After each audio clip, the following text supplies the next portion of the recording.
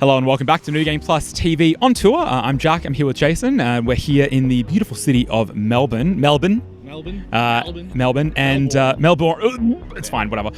But not for long. This episode, we're going to be heading to South by Southwest. Now, South by Southwest has existed as an event that spans gaming, technology, music, quite a lot of things out in Austin in the US. In 2023, South by Southwest. In 2023, it was the first time that it had come to Sydney, and that's where we're going to be heading to speak with some of the developers at the Eddie Multispace. What were your thoughts on South by 23? And I believe you also went to 24. So I think that's the big one, right? So it knows what in America it has its spaces. It knows what it's doing, and as a video game show, it is a new thing, and a lot of the same people who worked on PAX and Dreamhack TG people, all that kind of stuff, all now work for South by Southwest, and so they know what they're doing on that smaller scale. Like they know how to add games into a show and make it fun. The problem with South by Southwest is it's meant to be a citywide takeover, right? And so you have. There'll be one hotel doing some presentation for some game here, and then you've got to shuffle across town. It's bad enough going from hall to hall in Gamescom or E3, right? And now you're going halfway across town. You've got to go all the way to Surrey Hills just to attend another one. Then you've got to go all the way back past Central. It's too... Imagine if instead of just everything being, say, MCEC and in that surrounding block, PAX also said, oh, by the way, we're running some stuff at Flinders Street Station. Or worse, at Olympic Park. Right, yeah. Exactly. And so it stretches out a little bit too much. Now, the indie spaces I had, they were cool, they were sophisticated, they were doing free soju drinks, which was nice for a couple of hours. So that couple of hours was busy, very busy. That drew people no matter what. It was just free drinks for any attendee. But I still don't think they understand what they want to get out of the video game space. And I think they're learning and it's getting better. I did go up the second trip. I ended up working with someone there for a lot of it, so I didn't get a chance to actually go check out much of it. But it was interesting in that I'm glad that they're trying to step into that space. But I think it being more cohesively at the ICC, which is what they tried to do for the second year, and they had the little park area at the front, made a little bit more sense. Yeah, that was a little bit more like you would have if you would do it at MCEC. Yep. But my only thing for them would be is if you're going to have the games, you've got to consolidate that into a cohesive kind of experience, as opposed to being spread out across the bar we shall not name in Sydney, all those other places. Honestly, for that reason, because the tech stuff, the music stuff, the business stuff, that's not our focus. We're a video game show, so I didn't see so much of that stuff, but the video games being spread across multiple venues in multiple places, it felt a little bit disjointed. Now, for what it's worth, I do really like that Sydney has a gaming event again, of that scale. We had EB Expo for quite a few years, we had GX for a little bit there, so Sydney has certainly hosted plenty of events, and as far as pop culture stuff, that's not going away anytime soon. ICC is slightly better than it was. It used to be awful to work at. It's not bad now. Darling Harbour access is a little bit easier than compared to what it was, so it's not quite as bad. It's not as easy as MCEC where it's literally a thing, but it's still, you just get the tram down. It sounds like Melbourne, right? Just copy Melbourne. When you're in trouble, copy Melbourne, right? It's actually light rail.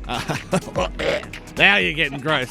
But I think, like I said, when you got music, you can do different genres. It's like this bar is hosting all the jazz. So you put the jazz there. As if you're doing that with gaming, where you're like, the big hall is, and this is going on what Bit Summit did across their two floors.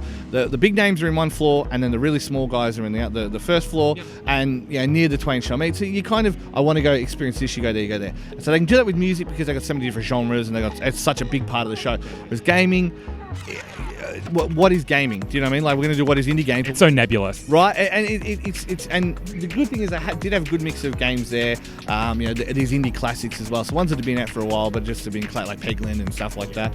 So they had lots of fun games there, and they had the toilet roll game from Bit Summit. So there was a good curated list. But it just becomes tough to say. It just needs to be more of a consolidation of that space, that's video games, and if there's, again, like I said, I know the people are working on it. If anyone can do it, it's them. But I think that's my main criticism of the video game spaces there. It didn't stop it being a good event in my experience, and that's where we're heading for this episode, coming up on New Game Plus TV on tour.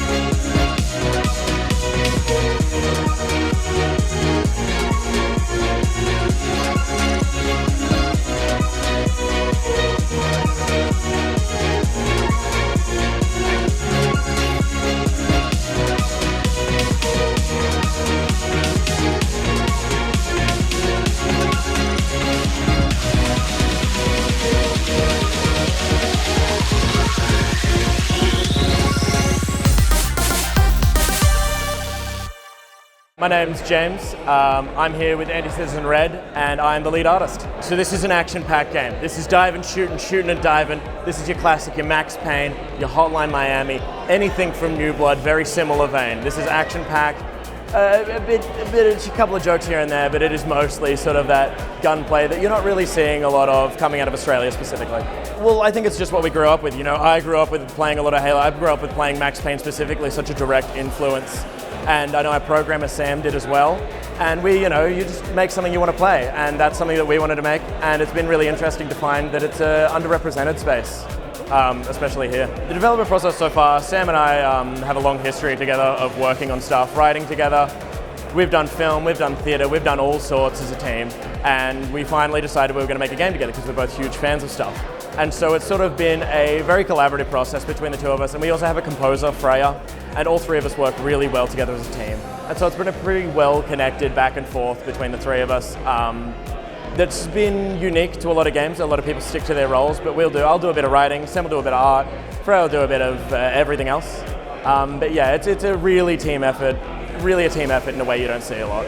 There have been a lot of people who have never played a shooter before jump in. We had someone who had last played a game on the Commodore 64 go, yeah, this sounds great.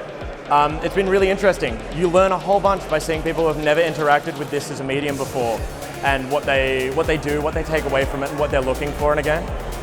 So it's been really nice as a learning experience. We have had an incredible time at South by. The team here are amazing. They've really looked after us. It's been incredible meeting all of these devs. Yeah, we're just a really small, really new Sydney team, and we don't have any connections. So it's been a great place to meet a whole bunch of people who are really interesting. Cool to rub shoulders with such big industry vets, I bumped into the Dredge guys first day, and they were like, are you making a game? And I was like, yeah, for sure. Have you guys made a game? And they're like, yeah, we made Dredge. And I was like, oh my God, you guys are insane. But yeah, it's been incredible because everyone in game development are really humble and really kind in a way that I haven't seen before in an industry. And so it's just been great making friends.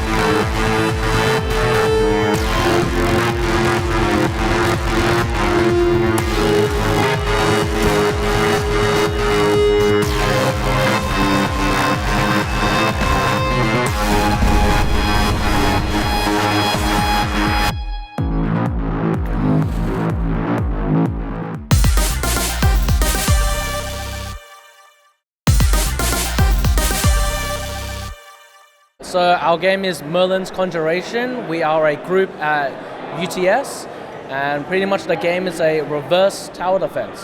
So it's about Merlin.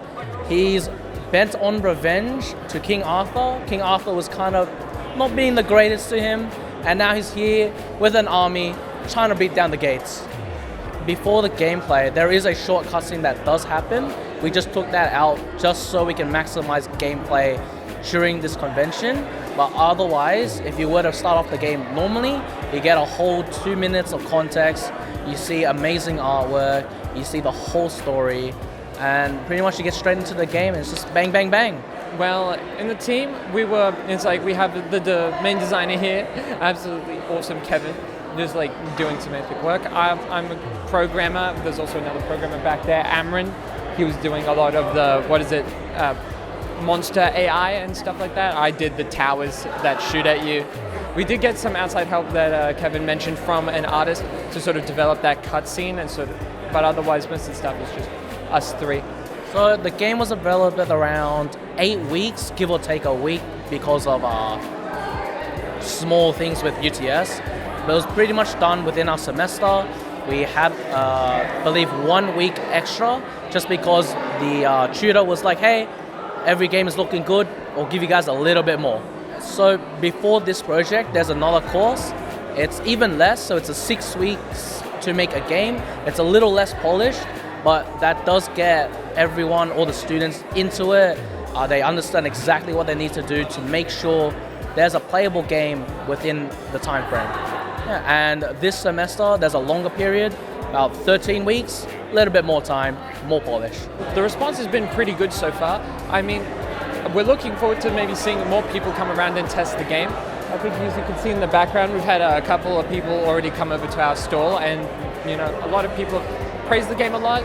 There's also been a bit of criticism about about like a difficulty curve, and if we had more time, obviously, maybe it's like I think we had so many ideas for levels that we could have made, and probably that would have been where we'd sort of make a more gradual curve to sort of be a little bit more, welcoming to sort of like new players to the game. I've went and participated at other game devs when they're showcasing the game, and honestly, it's been amazing so far. You see so many different people, so many new ideas, and just listening to them talk, there's new ideas that I can implement for our game or future projects. It's just been an absolutely amazing time. So my name's Ethan. I'm a graduate from the UTS Games Development degree. One of our capstones is the game Mytholos. It's kind of like a real-time Pokemon sort of elemental battler. It was a lot of fun to make, hopefully a lot more fun to play.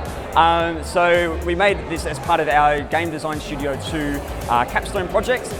There was a team of 6 developers plus a composer doing the UCS Music and Sound Design degree, so I got to collaborate with them.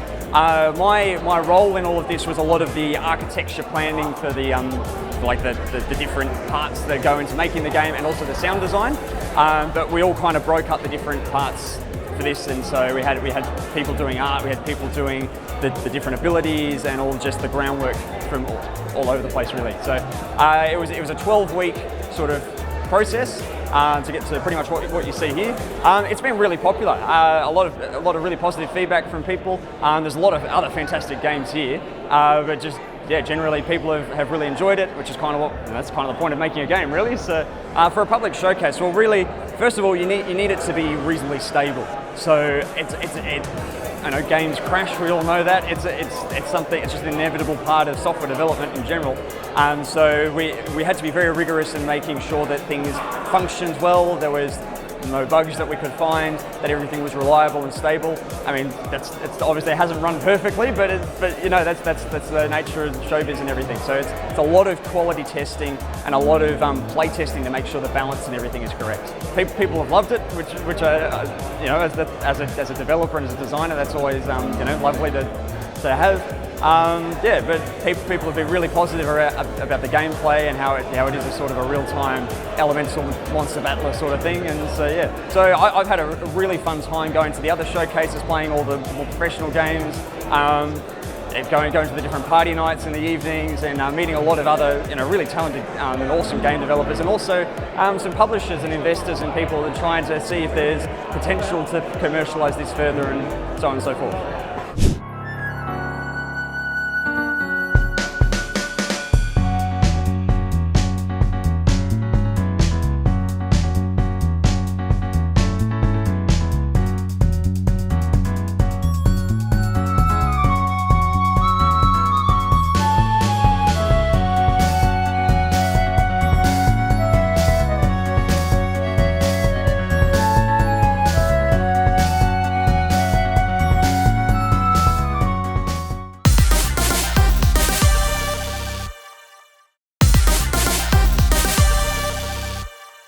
And so that was a little bit of South by Southwest 23. And to finish this episode, I wanted to talk a bit about the state of Australian video game events, because it's been quite fluid over the years.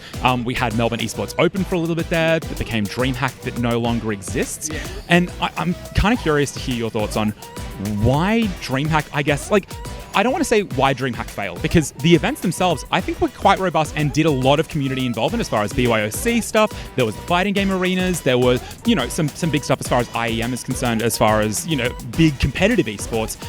but it's still hit a point where they were like, we're going to wrap this up. Why? Nothing that I tell you is stuff that I've heard from the inside. However, so everything I say is speculation. Couldn't possibly have heard anything. It's all outside baseball. Right, it's outside, not inside baseball, correct. But realistically, Dreamhack has the issue of Dreamhack is a competitive brand. There are, if you're not going to do one, here's Singapore, take one in a heartbeat. Thailand, take one. All these Asian countries that have big esports communities, big money to throw at it, they'll take them in a heartbeat. In Australia, as much as we love Australia, they're a vocal English-speaking minority, so they're good for testing markets, they're good for having this kind of stuff, they're good for broadcast, all that kind of things. But, you know, is a Dreamhack in Melbourne going to pull the same act as a Dreamhack Katowice? No. And so that's from that investment, and you got to remember, ESL is now owned by the Saudis. Like, if you like esports, you're paying the Saudis some money. I hate to break it to you. That's fighting games. That's everything. There's just no avoiding it, unfortunately. And so, it's switched to now an IEM. So it's an IEM. Oh, that's official, isn't it? I didn't leak that, did I? Anyway, Outside baseball? I think that is outside baseball. It's an IEM now. So that'll still have the same things, Counter-Strike tournaments, all that kind of stuff. But the biggest issue Dreamhack always had, and whatever, they can send me angry emails, layout. They would put... It changed so many times. Exactly. They could never get it down because it's two tennis stadiums, two full-size tennis stadiums, and they still couldn't figure out how they were going to do those properly. Some were better than others, and sometimes they took the wrong lessons away and did it different ways, or it might have been limitations of what they were allowed to do, whatever it was, right? But there were just things there where I was like, this could be done better, that could be done better. But like you say, as a general, these communities got their spaces, they got to do things. It just wasn't good for intermeshing those communities, and that's kind of its downfall.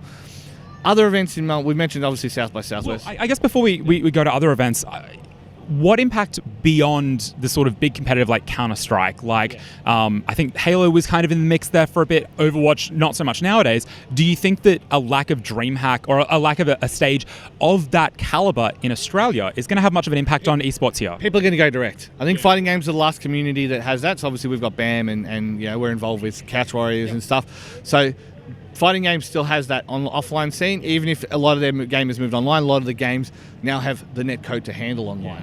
And so a lot of these esports games have always had that. Like, you know, Australia's had a Dota server for years, all that kind of Counter-Strike servers, all that kind of thing. But most of these people go direct. Like Rivals is running, I think it's a $150,000 prize pool tournament. They're running it. So they're not getting anyone else in, they're not getting any seller to run it, they're not blah, blah, blah, they're just running themselves.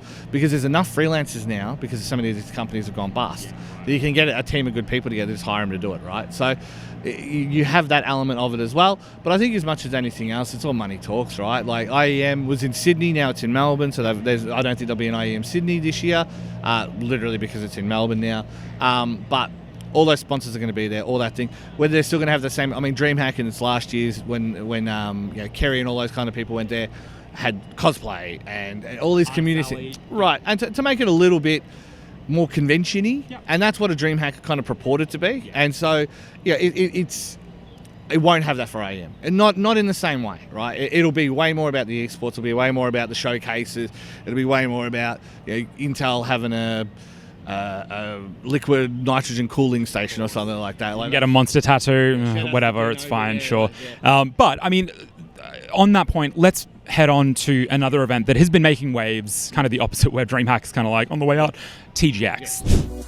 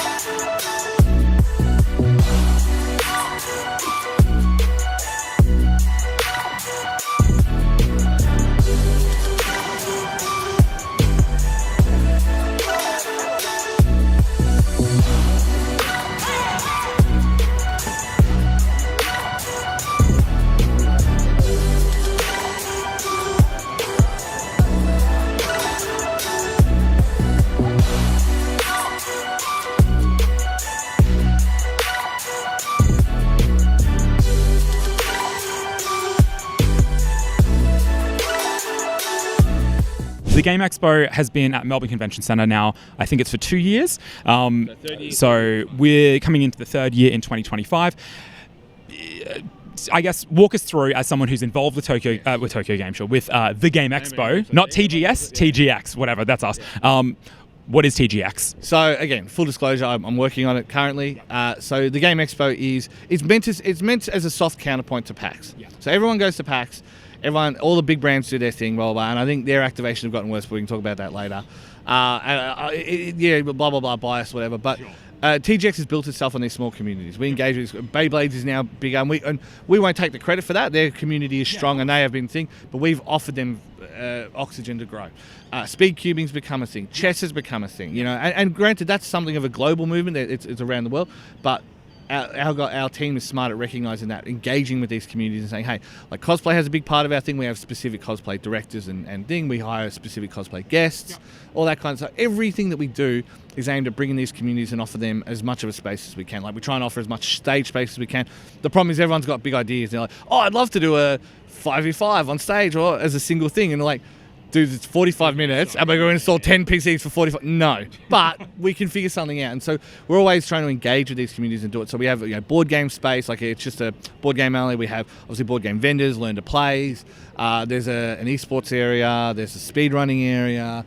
Cosplay, like we engage indie game, like the indie game section is expanded. So I think because there are enough parallels there, and obviously it's like the Venn diagram is like it's not a circle, nowhere near it, but there's always going to be those comparisons to PAX where it's like, oh, it's just not quite like PAX, oh, it's just not quite like Dreamhack was, and all the rest of it. How do you bat away that, like, it feels like kind of a cop-out argument, to be honest? Yeah, and I think PAX has changed anyway. I think the way the nature of PAX now is not what it was when it launched, and for better or worse, it's different. Yeah. So the big publishers don't need you anymore; they'll do directs, right? This goes back to that esports argument. They don't need you anymore; they'll do directs. So you have to convince them to come.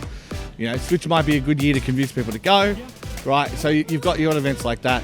But with PAX, it's become more and more vendors. They're doing straight up like anime vendors and stuff, and that's something that old Reed never would have done. I never would have done. And so, you've always had that in the board game space. It's always been acceptable in the board game space. Hey, and you've got the console tournament areas, and they've always had those spaces. They've had the theatres booked out, Diversity Lounge, which Donald's always involved with, stuff like that. So I won't shit on PAX for what they've done and what they've tried to do, but I think the focus, you can see it in the last few years, has shifted away because you still got to pay the bills, right?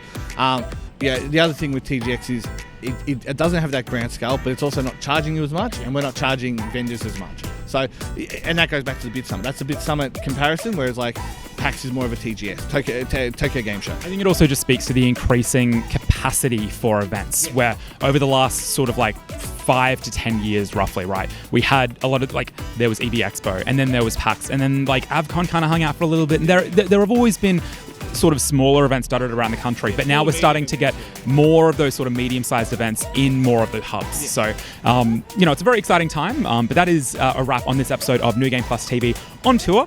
If you missed part of this episode or want to catch up on previous episodes, you can head to the YouTube channel, youtube.com/New Game Plus TV, and you can check out New Game Plus on Instagram, Facebook, Twitter, and Blue Sky, New Game Plus TV, and I think that's it for this episode. We talk a lot about events on New Game Plus on tour. Who would have guessed? I know, right? What a surprise. But don't forget, TGX and BAM. We'll see you there. Thank you very much for joining me, Jason. Thanks for hanging out. We'll catch you next time.